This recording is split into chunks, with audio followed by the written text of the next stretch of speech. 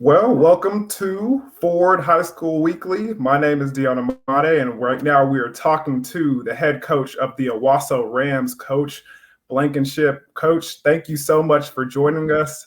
Uh, we wanted you to be our first guest. A lot of people want to hear what you have to say. You wrote an interesting article earlier last week, and last week and the week before about the pandemic and everything going on. But before we get started, I kind of want to, get a nice icebreaker, let the audience get to know you a little bit, something that I like to call the pregame, okay?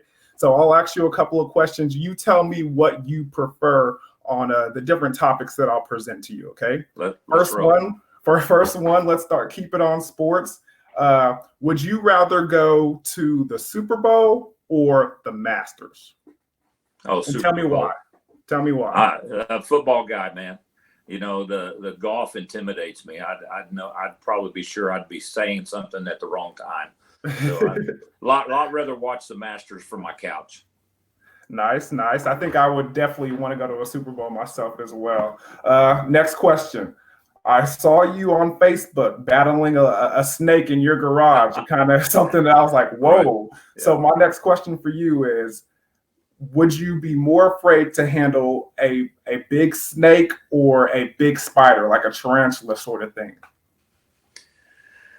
Oh, probably a big snake when it's all said and done, unless I know what kind it is for sure. I'm kind of an animal guy. I was a biology teacher, and so watched way too much Crocodile Hunter. So yeah. I could see that. I mean, you were handling, you grabbed the head. I was like, man, yeah. Coach, that's a little too much there. Coach, you give Coach Gundy a run for his money over there. Oh, he's just trying to keep up with me. That's what I thought. Next thing. So with this pandemic, a lot of people are getting a lot of use out of these streaming services. So I want to ask you, are you a Netflix guy or more of a Hulu subscriber yourself? No, Netflix. I'm still old enough. Haven't got into all the cut the cord type apps, but I'm trying to watch a lot of movies, and Angie and I like Netflix because we can kind of limit our exposure cost-wise. I'm not mad at that. Next thing, going to more of an exercise type of situation here. Would you rather run a mile or do 500 push-ups? Anything. Anything? I ain't running a mile. So whatever the other option be. So four laps around the track or 500 push-ups, and you're choosing the 500 push-ups? Whatever, man. Hey, now if you let me walk, that's fine. But these knees, these legs, they're not going to be much jogging or running going on.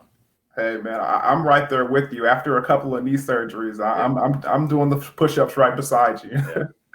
All right. So next question, brand-wise, as far as clothing, I see me and you kind of in the situation that we are right now. We're all dressing the same. Okay. Right. So which are you preferring, Nikes or Adidas? Probably more of a Nike guy. I'll go with the swoosh. Yeah. I'm telling you, since that Jordan documentary is airing, everybody's going back to the Jordans and the heydays of. Right. So I'm a big Nike guy myself. Last one, second to last. Let's go into more of a music type of scenario. Right. So try to, go back to your days to give you some better options here. So which do you prefer to listen to more, the Rolling Stones or Led Zeppelin? Stones would be over Led Zeppelin, yeah. Really? Tell me why. Much of a rock. Well, I'm just not much of a rocker either way. Believe it or not, because of my sports background, the guys I ran around with, I'd probably be a lot more Motown than you'd be surprised. Really? Yeah. Okay. What? So that next question then. Right. What's the last concert you went to? Oh, the last concert. Maybe James Taylor. Okay. You know who that is, Deion? This is what Jeremy Poplin gets on to me all the time. I have no idea who James. I'm not surprised. You need to check it out. Hey, JT now, timeless. Yep. I'm sure Twitter's going to give me a hard time about that. I'm more or me. Yeah. I'm pretty sure you'll jump in there with them. All right, last question on this the pregame icebreaker round. So, favorite quarterback from back in the day, who are you going with? Roger Staubach or Terry Bradshaw? I'm Staubach over Bradshaw. Why? Probably just because he had the star on his helmet. You know, I was a guy that grew up in Oklahoma, and so, you know, we'd get a lot more Cowboys games than we would Steelers. But you know, they're both really good players, and both guys I enjoyed following. But certainly Roger the Dodger man was the hero around here. Yeah, I'm a big Dallas Cowboys fan, being from Dallas Metroplex area. So anytime somebody's representing the star, I'm all about it. There you go. Well, let's go ahead and, since we've got our warm up, we got the warm up lap going. We got stretched out. Let's go ahead and dive into some questions that the fans really wanted to know about. So, going into your earlier years, just to get the viewers knowing a lot more about you. So, why football? Where did the love of the game come from? Just to tell me a little bit about that and how you fell in love with the game. All right, that's a great question. I was a coach's kid. Deion, my dad, again, came from an age where, especially in a small town America where I grew up down in Spiro, southeastern Oklahoma, if you were the coach, you were the coach. And so he was head football coach, boys basketball, girls basketball, coach track, coach baseball in the summer. I mean, so I grew up with just sports in general being what kind of the direction we went. Probably enjoyed basketball more than anything else, but I got a scholarship in football. Went to the University of Tulsa, got to play for, I think, a couple of legendary guys. John Cooper eventually, but F.A. Dry was the guy that recruited me. And my first quarterback coach was Jerry Rome. And we were throwing the football back in the 70s when most people weren't. And I learned to love the game. I loved the chess match, the trying to, you know, outsmart the defense. All those kind of things were how FA and Coach Rome, you know, taught us to be. And I don't know, that probably first gave me the true love for the game when I started understanding the chess match that was involved. Well, I mean, being a coach's kid, I mean, I kind of feel like I know the answers to this next question, being around a lot of football players, but you played the quarterback position. So why was that? What was the reason for you choosing a position like that? Oh gosh, it's kind of interesting when you go back to high school and try to figure out did you choose it or did they put you there? Because I honestly don't remember. I was a high school triple option quarterback that couldn't run. We ran the wishbone. I read the triple option. We did all that, but also played linebacker my senior year. And I was so fascinated with the opportunity to play quarterback in a pro offense at Tulsa. So, you know, how I became the quarterback, I don't know. I'd like to think I was just smart enough to learn what to do and who to give it to. Coach, I mean, answer this question truthfully. You said you weren't that fast. Does that mean you took a lot of hits in that triple option offense? Well, I'd run over people, Deion. That was okay. Okay. you were a Marshawn Lynch type of guy. Huh? I delivered the hits. You know, that's certainly the revisionist history I like to look back on and think about. But yeah, I just couldn't run. So I did a good job of reading it and handing it off to a bunch of really fast dudes. A clip of Big Ben comes into my mind. Just imagine Coach Blankenship back there going out. So, I mean, you just mentioned that you were a linebacker and you had the opportunity of playing quarterback as well. So you don't really see that this day and age very much, the quarterback and the middle linebacker. So you know you were a stud. I read that you had the opportunity, and I'm going to put it in that way, of turning down the great Barry Switzer to go and play for the Sooners. So tell me a little bit about that and that experience and why you went ahead and turned down OU for the opportunity to play over there with the Sooners? Well, you got to get a little perspective, Deion, and so back in the 70s, we didn't have the 25 scholarship limit, and it was either 35 or 40. And essentially, Oklahoma State, whoever was very good, tried to just gather up as much talent as they could. And, we still had freshman teams. And so it wasn't unusual to have 150, 160 guys on a college football team. I had an offer to go to the University of Oklahoma that I was absolutely thrilled about. But I think it came more from it certainly was not about my quarterbacking skills running the wishbone. It was going to be, they were going to turn me into a defensive end, or, I had some size to me and probably understood that. I don't know if I could have done it or not, but I thought F.A. Dry and Jerry Rome did a fabulous job of recruiting me and teaching me some things that I used later on when I was in the college ranks. But they kept talking to me, man, I hate to see all that quarterback skill go to waste by you going to Oklahoma. They're just going to make you go play defense. And they kept giving me all this, man, you could come, man, all that quarterback skill we see in you, and they're just feeding it to me. But it's what I wanted to do. I wanted to go throw the ball. And so I was actually homesick one day from school partly because I tried to decide what to do. And Coach Switzer came through and came to my house, and I basically told him I wanted to go to Tulsa. And this tells you how strong a recruit I was. He kind of agreed with me and said that you probably, if you want to throw the football, you ought to go to the University of Tulsa. So I tell people, I think it tells you where I rated on their board, that he easily gave me up and said, that'll be just fine. You go on to play at Tulsa. Well, I mean, don't have too many hard feelings about that. I mean, he kind of did the same thing with Troy Aikman, too, and he turned out to be a pretty good quarterback himself. Well, I'd like to put myself in Troy's category, but probably not quite there. So speaking of college and then after college, you said your dad was a Hall of Fame coach in high school, and you kind of being a coach in this area that's very popular, done a number of things. Was right out of college, was it your path to go in that direction? Did you always know you were going to be a coach? No, not at all, Deion. My folks had kind of talked me out of it. I don't think I ever really thought I wanted to be a coach. I started college in the pre-med program. I always tease, and somewhat truthfully, that I got my first grades back and decided I didn't want to be a doctor. So we decided to go another path. But I got a biology degree, and I was going to go to, in my mission or my purpose that I had figured out for my life, I was going to go work as an environmental biologist for one of these big oil companies in the Tulsa area, work a little bit out in the field and do stuff that I enjoyed and make some money.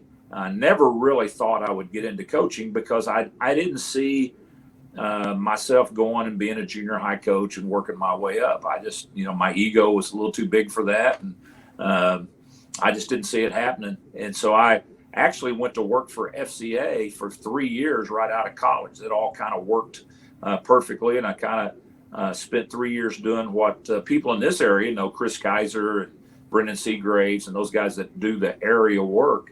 Absolutely loved it. And then had a teammate that was 2 or 3 years older than me that contacted me and said, have you ever thought about coaching? And I said, yeah, but I just, And he said, well, he's on the school board of this local private school in town. It was called Eastwood Baptist. It's gone under because of the great coaching leadership, I'm sure.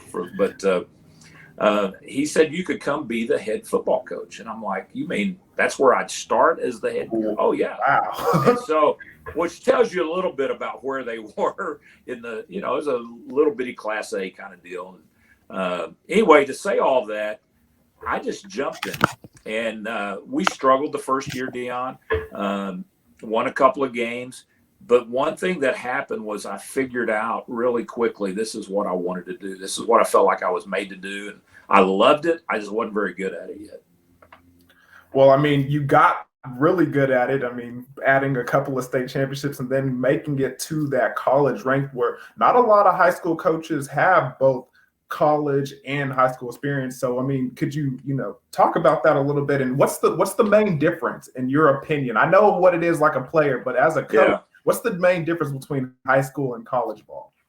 Well, I loved my time for the most part at the college level. I like dealing with that age group. I think that's where I grew up. I had a great family. They sent me to college. So I wasn't like I didn't have, good support. But I do know that the people that interacted with me during my time in college seemed to be the ones that put me on the path that I got on. So I think I was always kind of drawn to that. So when I got the chance to join Todd Graham's staff and go to the University of Tulsa, did that for 4 years. And then in a real wild turn of events, he leaves and they go through everybody that they thought they might want. And I wind up getting the job. And so I loved that as well. And people say, what's the difference? It's not the football. The football is the part that doesn't change much. When that kickoff starts, it doesn't matter if you're on the Class 2A or you're on Power 5. The game kind of takes its own shape and you just get lost in it. I would tell you the biggest difference is the help you get, the media demands, and mostly how many parents you deal with. At the high school level, you deal with a whole lot of parents. You deal with a whole lot of that interpersonal stuff. In college, you deal with it in the recruiting phase, and then pretty much you just get after it. And those guys are old enough to be coached, and you coach them and stay after it. Don't have to deal with a lot of parents after the fact.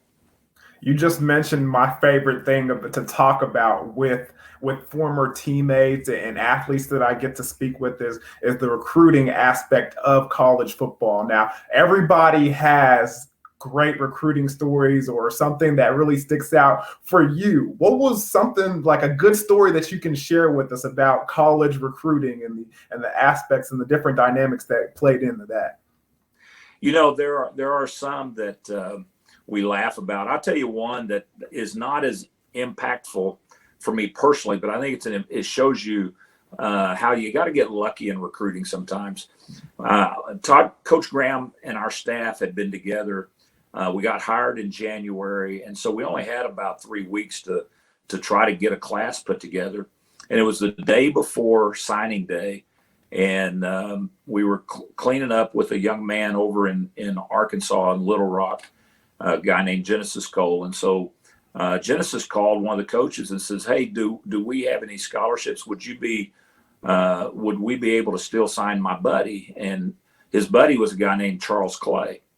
And so Charles was a guy that had gotten an offer from the previous staff, and Coach Malzahn knew him well, but we had never gotten into it. It had come down at the end. It was going to be Arkansas or Miami, and they were both recruiting Charles.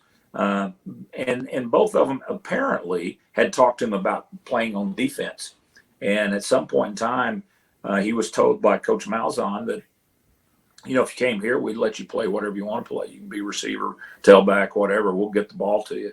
Literally the night before, he has his buddy call to see could we still sign him. And we actually faxed paperwork and all that kind of stuff. Didn't do much work. He'd never been here on an official visit, came on a junior day. And Charles Clay became an unbelievable player for us. And we were 4-year starters, still playing in the NFL. I got to be his position coach for 3 years, so I love that. So sometimes you just got to get lucky. Man, I'm telling you right now, the fax machine, the college football industry alone has kept the fax machine for so long. Yeah. Well, going back into, so I know speaking of high school and recruiting and all that, you've coached in Oklahoma. You had a short stint in Arkansas. You kind of one and done them a little bit, Coach. 1 year, one state championship, and then you're out. So what was kind of the difference between the two states as far as high school football? I had a wonderful experience in Fayetteville, and the folks over there would argue with you a little bit. Deion, they didn't think it was a one and done. They said it was more like 8 months. And so they don't give me credit for the full year. I think that being an Oklahoma guy, I'm a little biased. I will just tell you the top line athletes, they have absolutely as good, if not better, top line athletes as what we have in Oklahoma. The year I was at Fayetteville, we sent I think 3 guys into the SEC, a couple others into small colleges. So the talent is there.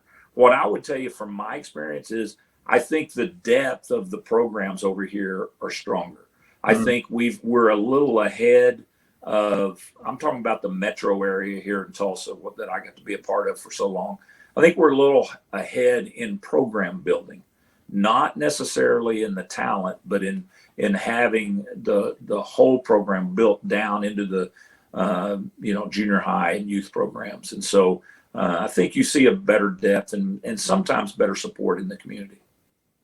Yeah, as a guy who played his high school ball in Texas, I completely understand what you mean by the depth and how deep those waters kind of get. Absolutely. Yes, you do. But I mean, with it being said, we are going through an interesting state right now, especially with, the world and the pandemic. And you wrote an article in the Tulsa World, and I got a chance to read it and thought there was some interesting things you put in there about your comparison with some individual battles that you have faced. Can you talk a little bit about that?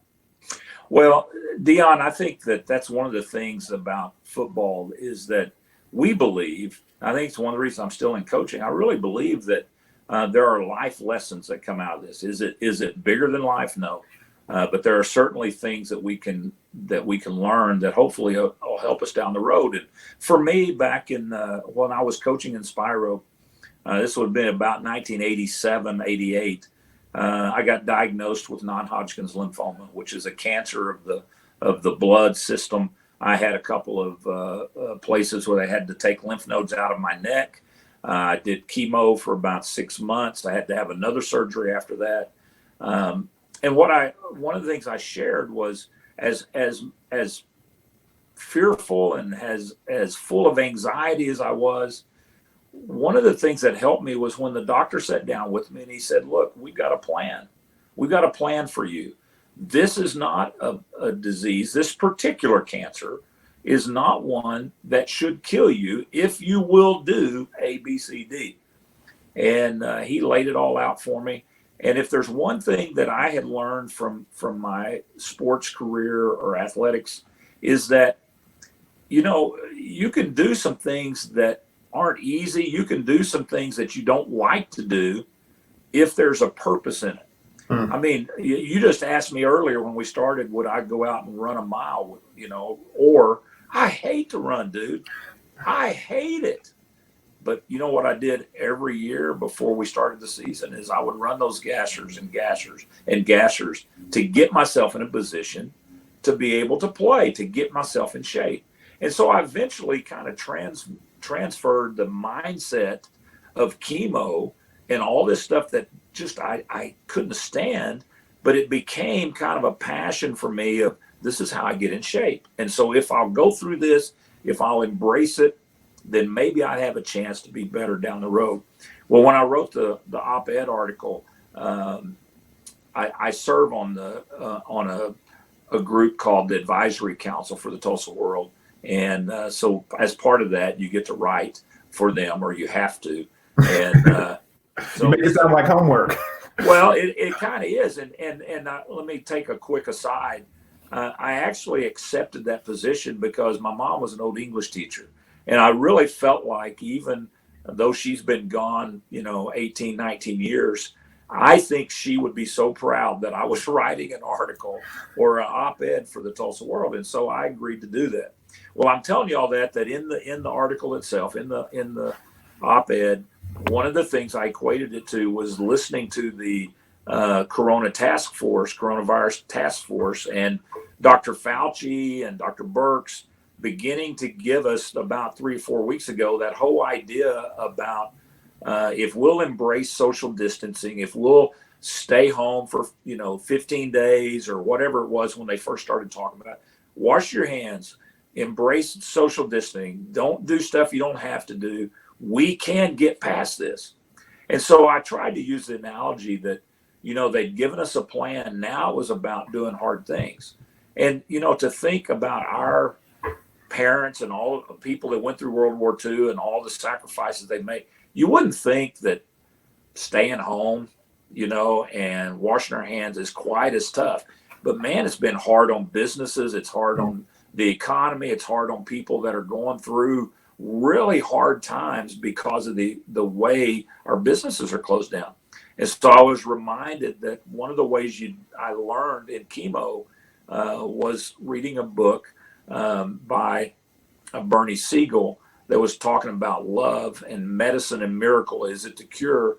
And part of how to progress through this, not trying to preach at you, Deion, but is to learn to be thankful for what you have, to learn to count your blessings. And if you can learn to do that, then it takes your eyes off of your anxiety and off of your issues, and you actually see how you can help and be a part for others. And so I just wanted to encourage folks that might have read that's a part we can do. We can do the things they ask us to do in the plan, but we can also, by flipping it around and counting our blessings and being grateful for where we are, maybe we can be a blessing to somebody else. I mean, it kind of goes back to what you just talked about. I mean, if you think about the whole situation, instead of feeling, bad for yourself and trying to, make things harder for yourself, you think about the other guy, kind of like running those gashes. I remember in high school, after practice, 100-degree heat, coaches making you run. But if you think about the guy beside you, if you think about that offensive lineman on the other side and how bad he's feeling, because I'm weighing 185 pounds and he's weighing 265. Exactly. And he's doing the same thing that I am. So the fact of the matter is, think about your fellow man, and it helps you get through it because you're not feeling bad about yourself, man. You're exactly right. And I would add one other thing, and keep the end in mind. When we're in winter conditioning, and we're going through, it's a long time till football season, man. And you're going through your hardcore lifting and running, and we're actually trying to build a base of cardio, training. I get our guys. Does anybody remember, why we're doing this? Because you're looking around, look up at the press box where it says 2017 and 2019. Do you want to put another one up there? Yes. Got to keep the purpose in mind. Well, I think in this pandemic, let's don't lose sight of why we're doing this. We want to come back stronger and come back more healthy and to be better friends than we were before, and better husbands and better, coaches even. And that's one of the things, man, you have to, as young as, you got to keep that long-term memory and that short-term memory refreshed all the time, especially for young guys, because you'll forget very quickly. It's all about what can I do now, what's happening now, especially with social media and everything. But to think about what you're working for in 6 months or 8 months time, very important, very important. Agreed, brother. Yeah. Speaking of, you just talked about the football and off season and everything with this whole pandemic and everything playing out the way it is. What's your opinion on the state of Oklahoma high school football and what's going to transpire this upcoming fall? I probably am the guy that kind of passes it off to everybody else. This is going to be made at a much higher pay grade than I operate on these decisions. But I know this, if you'll keep an eye on what's going on in the NFL and the NBA and what's going on in college athletics, that will give you a pretty good telltale sign of what's going to happen in high school. We're trying just personally to get ready for what would happen if they turn us loose by June 1 to start working out. What happens if we don't get to go until July 1, or 4th of July? What can we do? And I've coached long enough, Deion, that I remember when we didn't do anything until they showed up in August. And so I'm confident that we'll have a plan. We'll be able to get guys in shape. We'll be able to get prepared. It will just be different. But I'll keep in mind, and, I was telling some guys this just the other day. We're taping this, I know, a few days early, but, they're like, man, we're just so far behind. I said, guys, it's April 25th. We wouldn't have, in high school, we wouldn't have even done installs yet. We don't start spring ball until like May 15th or something. So, we're not behind yet. I mean, we're really not. It just feels like it because we've been home so long. Don't you love how history is going to repeat itself? I mean, like Coach Gundy used to tell us about this all the time. You guys are lucky. The fact that you guys get to work out and stay on campus and be in shape before two-a-days, we used to have to do our own workouts and then come and be prepared for what was going to happen to us during two-a-days. If you weren't in shape, you were going to pay the price. And now these guys have to do it on their own. I mean, I've kept up with some of the high schools, and your Owasso mainly. Coach Jordan Johnson, the strength and conditioning coach over there, has done some interesting stuff as far as, guys uploading their videos, their workout videos. What have you thought about the innovative ways he's trying to get the kids to be working out and staying in shape? Oh, it's fascinating, Deion. I'm telling you, Coach Johnson is the best. Love having him. But what he did with us is we have our off-season program, and we divide it. A lot of schools do, but we've got group leaders, and so we've got 8 teams and 8 leaders. And so when this happened and we got caught away from home, what Coach Johnson did is he depended on those 8 captains, those 8 leaders. And so every kid that we have is on somebody's team, somebody's squad.